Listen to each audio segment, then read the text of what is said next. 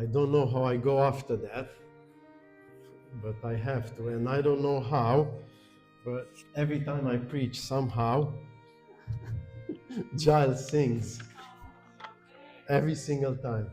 It's an encouragement to me, yes. So I'm not going to speak to you today about some intricate theologies. I'm not going to give you some mesmerized theories about salvation. I'm usually speaking easy sermons that anyone can understand, even children.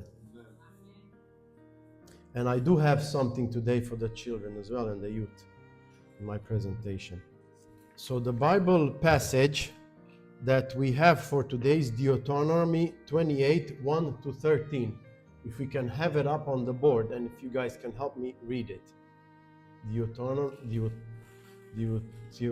Deuteronomy 28, 1 to 13. Easier in my own language, I would say. And I don't have to translate today since I'm here, so that is a privilege. I usually translate for the Romanian people that don't understand English. And there is someone that translates in the front, so if you hear another voice, it will be her. She's not speaking in tongues. So if you guys can help me read, anyone? Deuteronomy, chapter 28. And it shall come to pass, if thou shalt hearken diligently unto the voice of the Lord thy God, to observe and to do all his commandments which I command thee this day, that the Lord thy God will set thee on high above all nations of the earth. And all these blessings shall come on thee, and overtake thee, if thou shalt hearken unto the voice of the Lord thy God. Blessed shalt thou be in the city, and blessed shalt thou be in the field. Blessed shall be the fruit of thy body, and the fruit of thy ground, and the fruit of thy cattle, the increase of thy kine, and the flocks of thy sheep. Blessed shall be thy basket and thy store. Blessed shalt thou be when thou comest in, and blessed shalt thou be when thou goest out. The Lord shall cause thine enemies that rise up against thee to be smitten before thy face. They shall come out against thee one way, and flee before thee 7 ways. The Lord shall command the blessing upon thee in thy storehouses, and in all that thou settest thine hand unto, and he shall bless thee in the land which the Lord thy God giveth thee. The Lord shall establish thee an holy people unto himself, as he hath sworn unto thee, if thou shalt keep the commandments of the Lord thy God, and walk in his ways. And all people of the earth shall see that thou art called by the name of the Lord, and they shall be afraid of thee. And the Lord shall make thee plenteous in goods, in the fruit of thy body, and in the fruit of thy cattle, and in the fruit of thy ground, in the land which the Lord sware unto thy fathers to give thee. The Lord shall open unto thee his good treasure, the heaven to give the rain unto thy land in his season, and to bless all the work of thine hand. And thou shalt lend unto many nations, and thou shalt not borrow. And the Lord shall make thee the head, and not the tail. And thou shalt be above only, and thou shalt not be beneath. If that thou hearken unto the commandments of the Lord thy God, which I command thee this day to observe and to do them. Amen. So let's break them down a little bit. I can have my slides back, please. My slides. Yes. So, as I said, whatever I'm going to tell you, it's original. Don't copy anyone. It's not something intricate or some mesmerizing theory that you never heard before. And I don't mean to offend or scare anyone by what I'm saying. I'm just representing real things that are in this world and are happening in today's life, in the life that we live, or in the parallel life that someone else lives from where we are. So verse number 3, blessed in the city and blessed in the country. So by what God tries to do here is to include all social classes. So we are blessed either if we are from the city or if we are from the country. So no matter what social class you are in, you will receive a blessing. I have to tell you that I lived in a communist Romania. So there were no social classes over there. We were all deemed equal.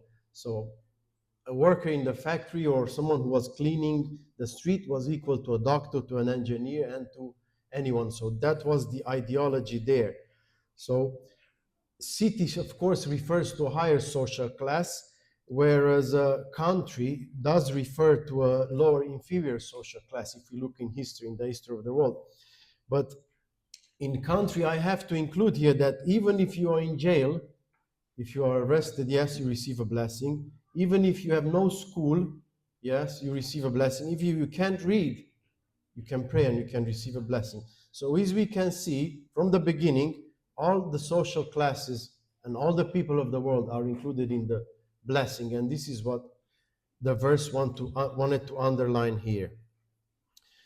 Now, what I want to bring up at this point is the city of Lagos, Nigeria, the biggest city in Africa. And there are some significant problems there. And I want you to appreciate the blessings that you have by presenting an alternate situation and what others go through in their day-to-day lives, so we can appreciate more the things that we have. So Lagos, Nigeria is a significant risk of contaminated water from the wells and boreholes. Not sure if you can read, I can read some of it for you. Groundwater is polluted by sewage. Groundwater can be contaminated by saltwater from the lagoon thereby. There's a problem with the increased sea level, yet it's the biggest city in Africa, and it's housing 28 million people. It's huge. It's a major problem with the slums, that people move in and they have no place to stay, and they build these shacks and they live over there. And all of them, all the people in Lagos, even the wells that they have no access to clean water or sanitation system. So do you have access to clean water and a sanitation system? So are you blessed? Are you blessed? More than 28 million people struggling in a city, in the city of Lagos. More on that, they also have problems with crime, as you can imagine, lack of education, unemployment. So let's just make a comparison. 1.5 liter bottle of water costs half of a dollar, 50 cents, 50 pennies. And the salary for a month for a woman is $32 and men $43. So from a woman's half of her wage, you can buy one bottle of water a day for the whole month, for half of her wage. So they spend half of their wage roughly on water. And obviously you need more than a liter and a half for a whole day if you want to wash and clean as well. So the situation is bad. So we have to remember that water that comes out of the faucet is a blessing, a big blessing compared to many other people, as you will see later on. These are some images. That's how people live.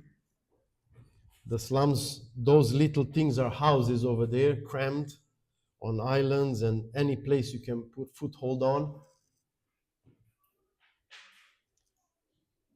That is how the city is, congested, people everywhere. No toilets, no public toilets to go to, no water spigots to go drink out of. So just imagine how blessed you are in the life that you have, and how God gives you things that you cannot even imagine that you have. And we sometimes complain, we say, we don't have what we need. We need this, the other one. I'm not blessed compared to him, or I'm not blessed compared to her, or he has it better than me, but I pray every day. No, you have it better than many, many others. You just have to look at the things as they are. Some things are not for some other people. Some things are for other people. So just receive the blessings as they are. I have some fun facts for children and the youth. Verse number 4, it says, the fruit of your womb, crops of your land, young of your livestock will be blessed. So that means our children will be blessed, yes. The stuff we produce in the land, that means we're going to have food. Our young, the livestock, meaning that we will have food and water, in other words. So for the children, I have these facts because it's important for you to understand and to know. How many of you go to school? I hope all of you. So let's say all of you guys here go to school.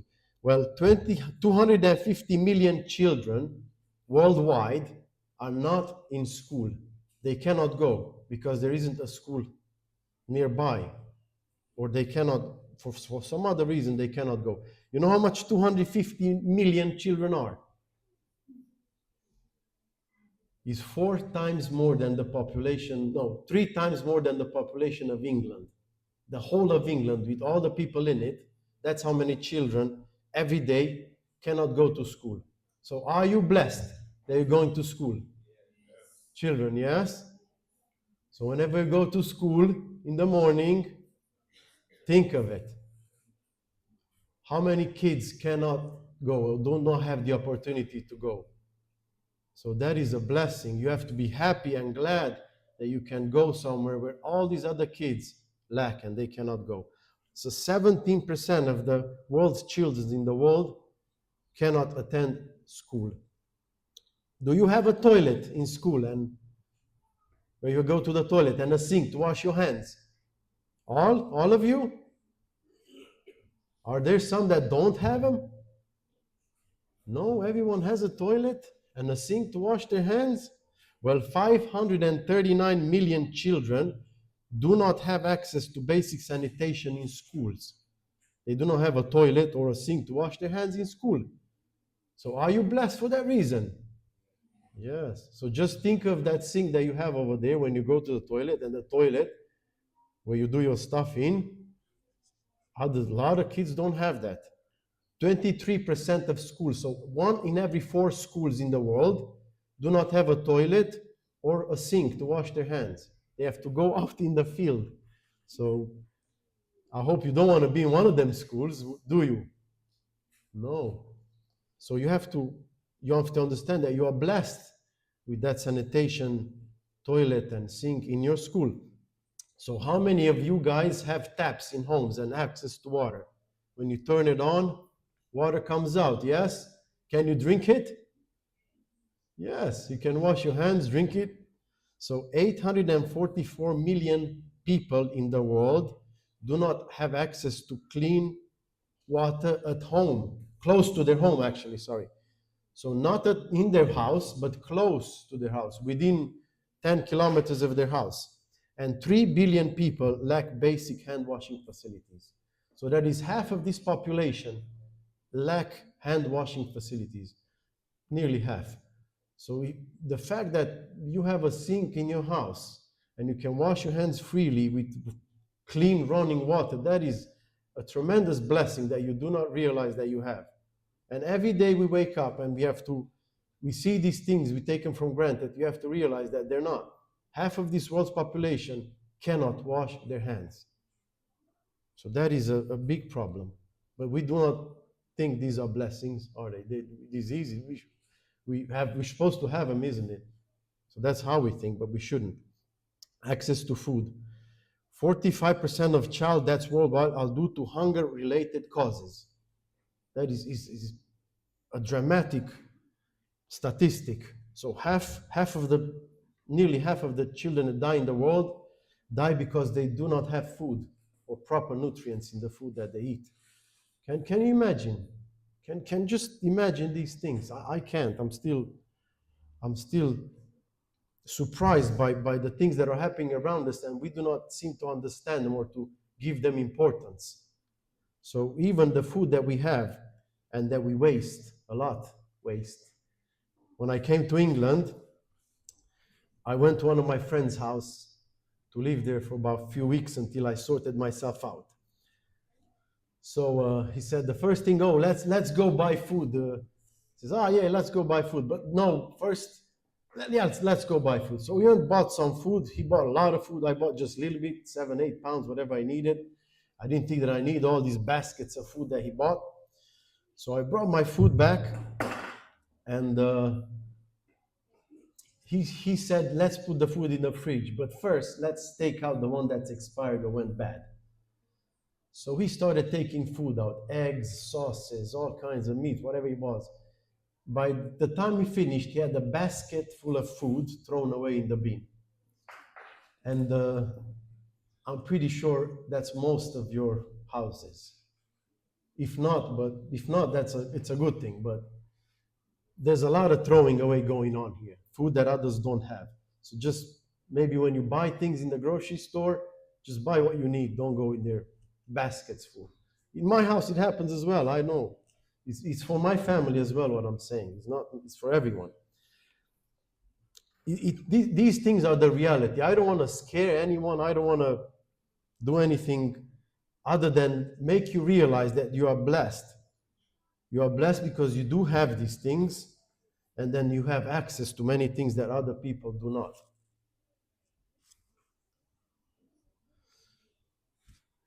We're going to go through verses 5, 6, and 7. It says, your basket and your kneading, which means work of your hands, through, will be blessed. Blessed will be when you come in and when you go out. You will have no enemies. So these three verses want to underline the problem that we have: home security and generally security where we live in the countries or in the cities, in our houses. The statistics here say that at the end of 2023, 117 million people were forcibly displaced by war, just by war, the highest number ever recorded in the history of records. So this was the end of last year, a few months ago.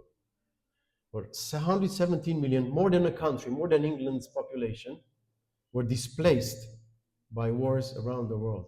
So do you still live at your house? Yes. So you safe? Is your house standing, or is that like the house in the picture? Are you blessed? How much are you blessed? More than 170 million people you're blessed.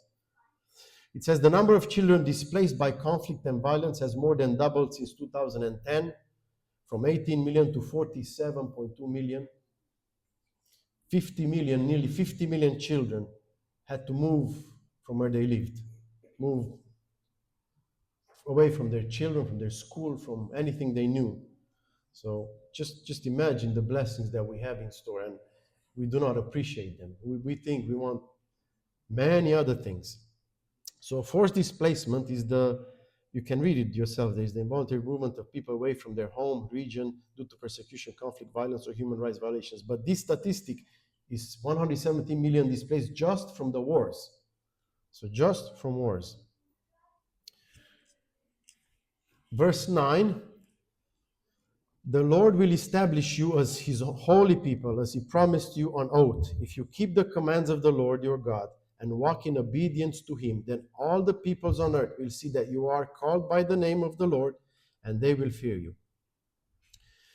This blessing refers to us, I think, as the blessing of the Remnant Church. We are part of the Remnant Church, the Seventh-day Adventist Church. Those who keep the commandments of God and hold the testimony of Jesus. So by that we are definitely blessed. We are blessed that we have, through our experience and through our life, known this religion and acknowledged the promises of the Lord, and we have known Ellen G's writings. I can tell you another statistic. Many other people, I wouldn't tell you the number, but many, the globe, did not hear about Seventh-day Adventists or do not know who Ellen G. White is. So the fact that you are in this religion and you know who Ellen G. White is, it is a blessing in itself. I can tell you a little bit about where I'm coming from. Most of the country is Orthodox, probably about 70-80% Orthodox, which means you are born in that religion, Orthodox religion. You are baptized when you are a child. You sprinkled with a little bit of water on your head, and that means you are baptized, and you live your life listening to your not really pastors, but the Orthodox priests. They tell you these things and you listen to them. They don't encourage you to read the Bible. You don't never read the Bible, probably never in your life, the whole Bible from top to bottom. And then when someone asks you, why don't you want to learn about other religions? Why don't you ever want to convert? Is because I was born an Orthodox. That is how people live. That is what they believe, and they refuse to even listen to other beliefs. My fellow Romanians, they can attest to what I'm saying. So there's some that baptize in other religions, but very few. So if you have this religion, if you learned about this good news, you are more than blessed. more than blessed.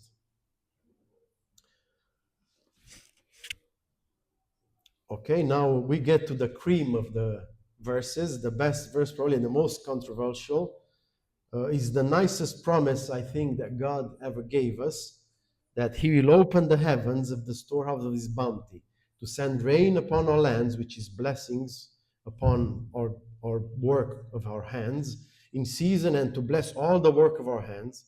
You will lend to many nations, but will borrow from none. The Lord will make you head and not tail, if you pay attention to the commands of the Lord your God that I give you this day and carefully follow them. You will always be at the top, never at the bottom. How grateful this verse is. What a great promise that we can claim. What do we have to do? Just follow the commandments, but we do that anyway because we're Seventh-day Adventists. We have all the right commandments, isn't it? So I'm not sure if you ever heard about the prosperity theology. You heard? So I can speak probably a whole sermon about this verse and all these things that it says and the things that it comes out of and the theology of prosperity and all these things that happened in the history of the world. But I'm just going to be very brief because I'm acknowledging time here. So the prosperity theology, sometimes referred to as the gospel, the health and wealth gospel, the gospel of success, faith gospel, faith movement, or world faith. These are all movements that happen throughout the history of the world. All these little words that you see, world faith, prosperity theology, are movements that were started by different pastors, especially in the Pentecostal faith. They were started, and they all have to do with thinking that this verse blesses everyone, and because you are a child of God, born again, you will be a prosperous child of God. So all of us that are created in the image of God, we are prosperous. There's no poor amongst us, and who are cast away. So in 1980s, this type of ideology started the tele-evangelisms, the one that happened in the 80s on TVs. We still live in now, stadiums full of people, all these nice preachers preaching to these people, converting them left and right. And for what reason? For their own prosperity. So these people are contributing. These guys got millions and millions. There's also documentaries you can read. You can document yourselves about this. You just put prosperity theology in Google and you'll see everything. But were they doing the right thing? No. So we see that God's word can be taken the wrong way. And even amongst the Seventh-day Adventist Church, there are some movements that advocate theory close to this prosperity theory. So we have to be careful here not to go overboard.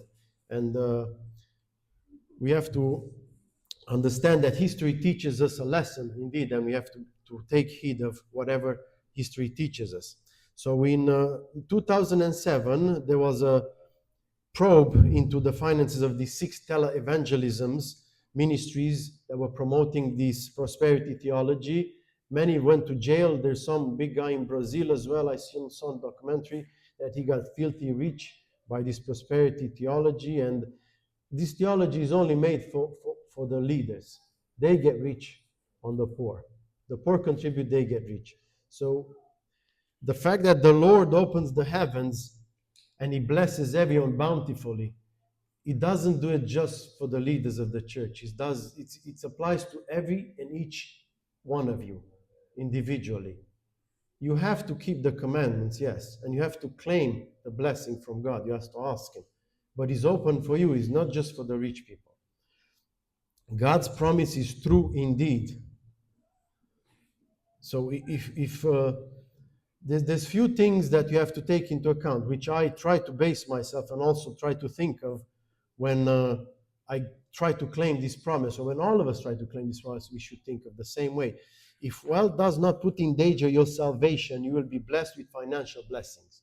So in other words, if God thinks that by getting you rich, it's going to take you away from salvation, you will not get rich. Because salvation is more important. So you can ask all your life, God, give me money, give me wealth, give me houses, cars, whatever you want. You might never get them. because there will be for your loss. You will lose salvation from it. So we have to understand this point clearly, that not always your gift is wealth. It can be other things. Some people have singing, some people have, preaching, or I'm not. I don't have my gift of preaching, don't get me wrong. I'm trying my best. But others do, yes.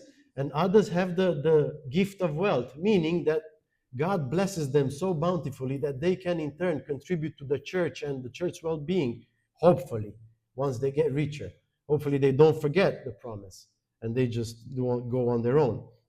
So I think that if wealth will change the way you dress, the way you walk, the way you interact with the people around you, if you get that superiority air, if your nose goes up above anybody else and you think you're above anyone else because you become wealthy, I think that that type of wealth is detrimental to you. And if you start to become that way, once you become wealthy, I think it should be taken away, and sooner or later it will. So you can be a blessing to your family, or it can be a curse, of course, based on the things that you do once you become wealthy. Through all the blessings that the Lord has promised us, this might be the most abused one, and it's the one that is used the wrong way the most, I would think. And also the way other people accumulate wealth, it's a question that God will never bless you if you try to make money illegally. So there's some people that think that some robbers that go to rob a house, and they say, "Oh Lord, please help me." I've seen it with my own eyes. I couldn't believe it. But there's some people that still say that and do that. So just be aware of how you make wealth, how you make money, how you earn your living, if it is right or not. God will never bless you if you made it illegally. And also, what I can say from my own experience, that the temptation is always there. Once you start, in this country, we all earn a decent wage, and you start piling money to the side. And once you start having money, you have all these opportunities. Maybe some people ask you want to buy some stolen things. Maybe you want to turn some stuff around, buy stuff, sell stuff. You always have to be careful of what you're doing with the wealth that you have.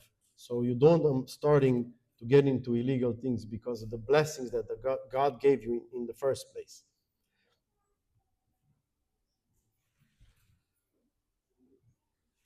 There are some problems with blessings as well. The problems are that the blessed people that we are in this country, we're all blessed. We have many things. We're living probably in the best parts of the world, as we are now in England. And a lot of people do become sad, bored of the many things they have. They become gorging, not just gorging on food and stuff, but gorging on many other things. They get bored. They have mental health issues. Why people in Africa don't have mental health issues? Because they got to walk 20 kilometers to just get 2 bottles of water and walk home. That's half a day gone. Don't have time for mental health issues. So mental health issues are predominant in the countries that are very developed. There's serious mental health issues in people that were born with different conditions and stuff. I don't deny it. But the new type of mental health issues that everyone can get an excuse are predominant in the developed countries. So these people are searching for meaning. They have everything, but they're missing something. So we know what they are missing. They are missing Jesus in their lives. We already know that. But they're searching. And they don't think that this is the answer. But we know this is the answer. So we have all of these things, but people still do crazy things around us. They cut their limbs, mutilate themselves just for fun. They change sex, isn't it? Trans people, they start behaving like animals. You've seen these people. They are happening around us. There's this woke movement, all kinds of movements that are happening. So you just be aware that blessings are not always a good thing. You have to be careful. Just count the blessings that you have, appreciate them, and understand that you are blessed. So there's different types that blessings can take and used the wrong way. Money-wise, wealth can be used the wrong way. It can be used for the bad things, for Satan's plan. So you can have a lot of money, make a lot of money, and sometimes use it, or mostly being used for the devil's plan. I know some people, and many wealthy people, after they become bankrupt, they suicide. They go to suicide because they cannot cope from where they were and when they fallen. It's a very dangerous thing. So all of a sudden, everything you have is taken away, and then you think that that was all your life. And it's not. It's so much more than that. And they commit suicide. That's it. They say, I don't have wealth, I'm finished. Is that not the case? So it's not just wealth. There's a load of other promises there that we have to understand and heed our ear to. Not just wealth. Also, gorging on food and wasting food and water, where we've seen that this is a resource so scarce in so many parts of the world. And I know it's maybe you didn't want to hear this from me. I'm speaking about environment, but it's the blessing that God gave us. He blessed us with water, He blessed us with food, and other people's lack these essential things in their lives. So just be aware that we are blessed tremendously through these things that are happening. Third-party blessings. So what are third-party blessings? You know, insurance, you have third-party insurance. What is it for? For other people, yes. So insure your car in case you hit someone, they get their car repaired. So you have a third-party blessing. Let's say Giles here is a blessed man. He has a nice voice. He can sing nicely. He chooses to use his voice to sing in church. So by me listening to his nice singing voice and the gospel and the preaching that he does through his singing, I change my life. Yes, that is a blessing. On the same hand, he can go, because he got the voice, singing some concert, some different type of music, who knows what type his voice would take, and other people could do a whole lot of other things through the stuff that he does. But he chooses to sing here, isn't it? And the blessings that we get is from him. So that is a third-party blessing. The same way, Joseph blessed the house of the Egyptian. In Genesis 39:5 it says, and it came to pass, from the time that he had made him overseer in his house, the Egyptian, and over all that he had, that the Lord blessed the Egyptian's house for Joseph's sake, and the blessings of the Lord was upon all that he had in the house and in the field. What does that mean? So I want to be more around these blessed people like you guys. Why? Because same as in Joseph's case, your blessing falls upon me. If all of you are blessed in here and there's a bomb hitting nearby, it could hit here, but because all of you are blessed, it won't. You just hit to the side. So I want to be around you guys. I'm just saying an example. But you understand my point. So if there's, for children as well, if you go to school and 5 of you are blessed in this classroom, and there's a mass shooting, you don't have them here, you are blessed. They have them in America, a mass shooting. One of the other kids gets a gun out and starts shooting around, but you are blessed, you're on this class. So all the children around you are blessed because you're there. So you are protected by God. He tries to open that door, he cannot. The door is open, but he cannot open it. It happened. I'm speaking about real things that happened. So you are blessed twice. Once, that maybe if you're not blessed, if you didn't pray and you don't keep the commandments, the child next to you is blessed. And because he's blessing, you get a blessing. And that shooting, that killer cannot open the door. And secondly, you're blessed because you don't have mass shootings in England. Isn't it?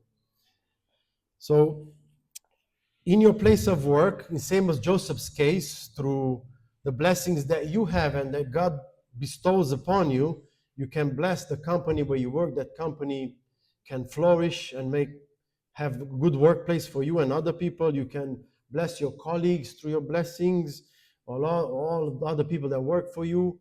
So you have to be a blessing where you are. You have to be seen that way. Also, your friends and the family, all those that you come in contact with, are blessed through your blessings that you have. If your house is blessed, if your things are good, maybe some relatives of yours can ask you for money. You can lend them money, or whatever else you can do. You can buy them food, not necessarily about money. You can help them in different ways because you are blessed, so they get a third-party blessing from you.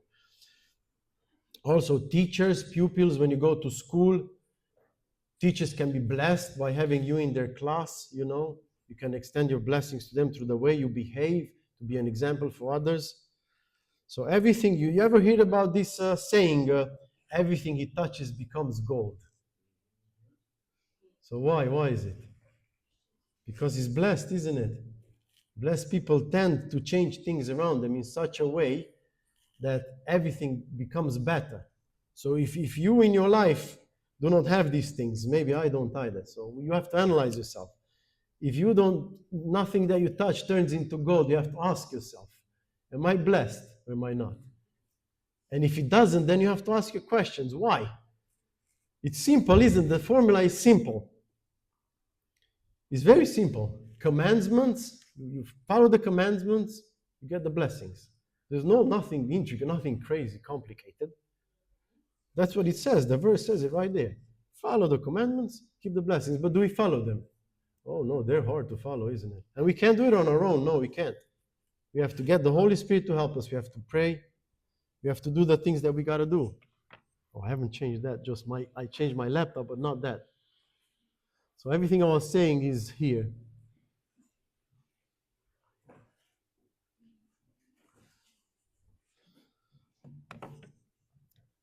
So that is the last slide. I'm sorry, I wasn't changing slides, only on my laptop. We have to change that system, guys. So it's simple as I said. You got to obey the commandments and you get a blessing. So I'm about to close. I'm close to the time anyway. I want to be short and precise. I want you to get something out of it. And what I want you to get is, one, you are blessed tremendously through the things that you already have. You have the water, you have the food, you have the car, you have the house, you have the income, you have the kids, the children are born in this church every day. So you are blessed by all those simple things that you don't realize you are blessed.